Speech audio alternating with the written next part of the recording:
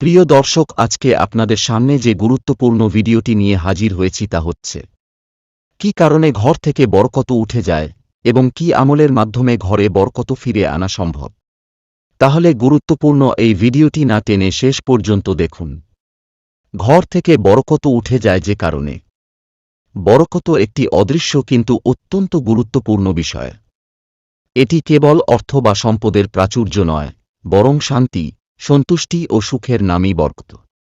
কখনো দেখা যায় কেউ অল্প আয় সুখে আছে, আবার কেউ অনেক আয় করেও অশান্তিতে ভোগে। এর পেছনে মূল রহস্য হল বরকত।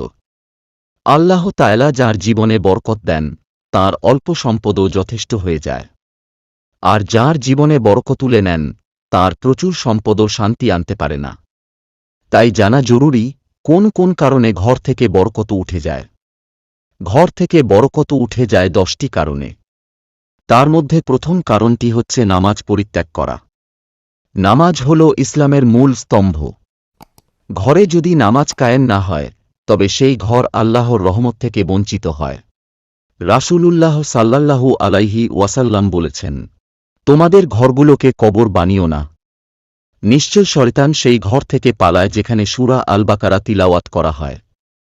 সহিহ মুসলিম। যে ঘরে নামাজ হয় না, কুরআন তিলাওয়াত হয় না, সেখানে শয়তান বাসা বাঁধে। শয়তানের উপস্থিতিতে কখনো বরকত টেকে না।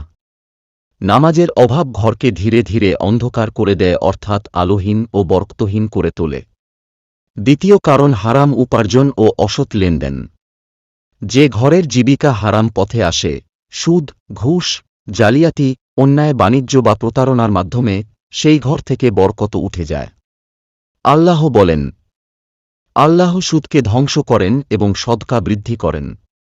সূরা আল বাকারা 276। হারাম অর্থের আগমন সঙ্গে সঙ্গে ঘরের সুখশান্তি কেড়ে নেয়। পরিবারের সদস্যদের মধ্যে কলহ শুরু হয়, সন্তানেরা অবাধ্য হয়ে পড়ে, মানসিক অশান্তি দেখা দেয়। কারণ হারাম আয়ের মধ্যে আল্লাহর বরকত নেই। তৃতীয় কারণ কৃতজ্ঞতা না থাকা। আল্লাহ তাআলা বলেন, তোমরা যদি কৃতজ্ঞ হও, তবে আমি অবশ্যই তোমাদের আরও বৃদ্ধি করব, আর যদি অকৃতজ্ঞ হও, তবে আমার শাস্তি কঠোর। সূরা ইব্রাহিম 7। যে ঘরে আল্লাহর দেওয়া নেয়ামতের প্রতি কৃতজ্ঞতা নেই, সেখানে বরকত থাকে না। মানুষ যখন নেয়ামতকে স্বাভাবিক ধরে নেয় এবং আলহামদুলিল্লাহ বলা ভুলে যায়, তখন ধীরে ধীরে সেই নেয়ামত কমে যায়।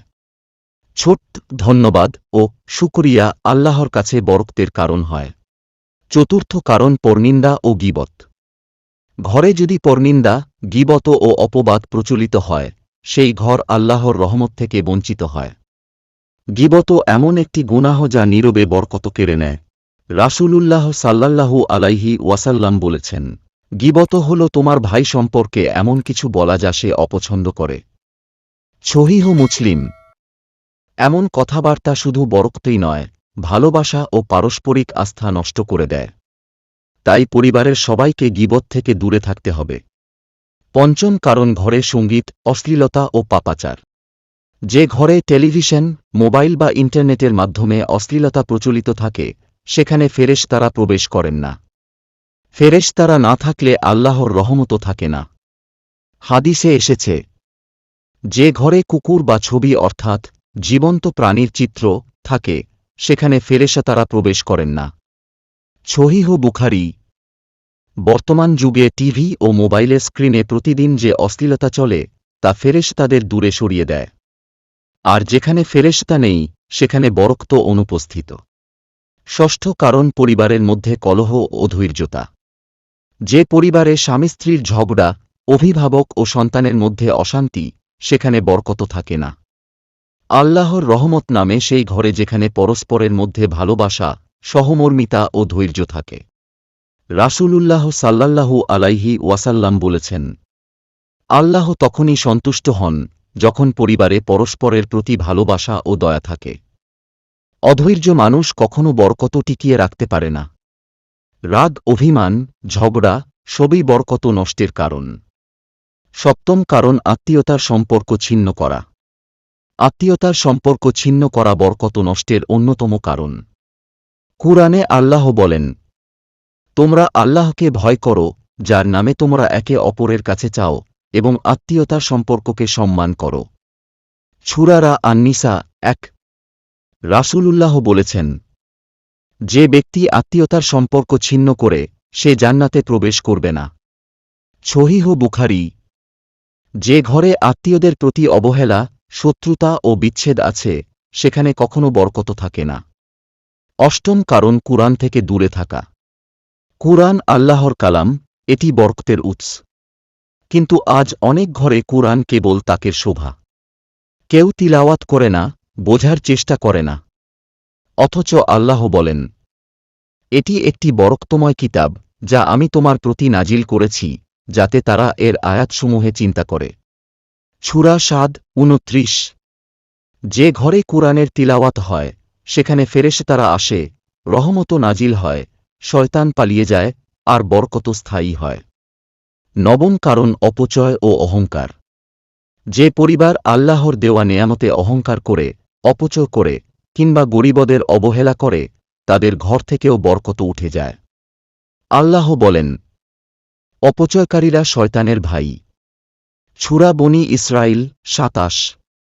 অপচয় শুধু সম্পদের ক্ষতি করে না, বরং মানসিক প্রশান্তিও কেড়ে নেয়। মিতব্যয়িতা ও বিনয় বরকতের দরজা খুলে দেয়। দশম কারণ অতিথিকে অবহেলা করা। ইসলামে অতিথি গ্রহণ করা বরকতের অন্যতম মাধ্যম। হযরত ইব্রাহিম আলাইহি ওয়াসাল্লাম ছিলেন অতিথিপরায়ণতার আদর্শ। রাসূলুল্লাহ সাল্লাল্লাহু আলাইহি ওয়াসাল্লাম বলেছেন, যে আল্লাহ ও পরকালের প্রতি ঈমান রাখে, সে যেন তার অতিথিকে সম্মান করে। সহিহ বুখারী। যে ঘরে অতিথিকে অবহেলা করা হয়, খাবার নিয়ে কৃপণতা করা হয়, সেই ঘর থেকে বরকত সরে যায়। অতিথি নিয়ে আসেন রহমত ও সোয়াব। এতক্ষণ আমরা শুনলাম ঘর থেকে বরকত চলে যাওয়ার কারণ। এবার শুনব, কি আমলের মাধ্যমে আমরা বরকত ফিরে পেতে পারি।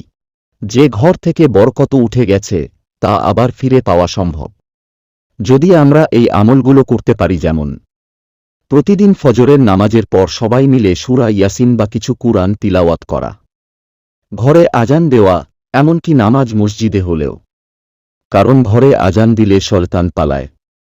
প্রতিদিন সকালে ও সন্ধ্যায় দোয়া ও জিকর করা, ঘরের আয় ব্যয়ে সততা ও হালাল উপার্জন বজায় রাখা, গরিব ও অভাবীকে দান করা, কারণ দান বরকত বাড়ায়।